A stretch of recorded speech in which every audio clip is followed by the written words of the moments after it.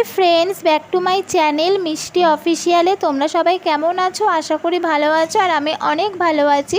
তো আজকে আমি তোমাদের সামনে নিয়ে চলে এসেছি ভেজ চাউমিন রেসিপি। এটি সকলের ছোট বড় সবারই প্রিয় একটা জলখাবার। তো তোমরা সন্ধ্যেতে এরকম একটা জলখাবার বানিয়ে ফেলতে পারো। খুব সহজ রেসিপি দিয়ে আমি এটা বানিয়েছি, আর ঘরে যা যা উপকরণ ছিল সেগুলো দিয়েই বানিয়েছি। তো তোমরাও বানাতে পারবে।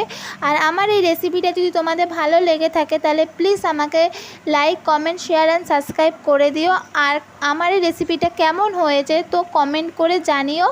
আর চলো আমি বেশি বকবক না করে ভিডিওটা স্টার্ট করা যাক। তো দেখো, আমি চাউমিনটাকে সিদ্ধ করে নিয়েছি আগের থেকেই। তো ঠান্ডা করার জন্য একটা বড় পাত্রে রেখে দিয়েছি। আর তারপরে দেখো, চাউমিন করার জন্য যেসব সবজিগুলো লাগবে সেই সবজিগুলো কেটে নিয়েছি। একটা মাঝারি বড় সাইজের পেঁয়াজগুলোকে কুচি কুচি করে কেটেছি। একটা মাঝারি সাইজের টমেটোকে কুচি কুচি করে কেটে নিয়েছি। আর লঙ্কা নিয়েছি। তোমরা লঙ্কা তোমাদের ঝাল অনুযায়ী লঙ্কা কমিয়ে বাড়িয়ে নিতে পারো। তারপরে দেখো, চাউমিনগুলোকে একটু তেল দিয়ে একটু মাখিয়ে নিলাম যাতে চাউমিনটা একটু ঝরঝরে হয়।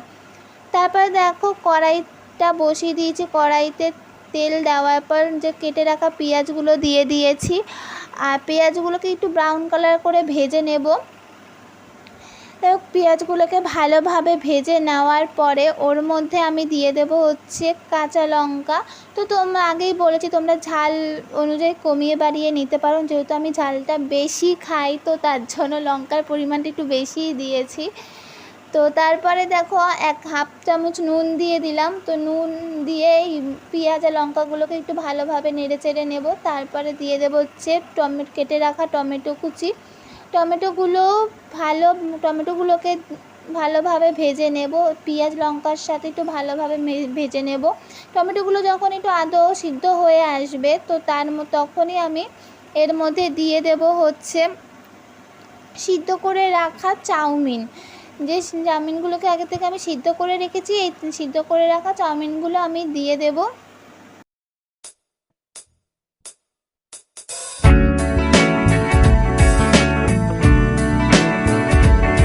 তারপর দেখো, সবকটা চাউমিন আমার দেওয়া হয়ে গেছে। এখন আমি ভালোভাবে ওই পেঁয়াজ লঙ্কা টমেটোর সাথে একটু ভালোভাবে এগুলোকে একটু ভেজে নেব, একটু নেড়ে চেড়ে নেব।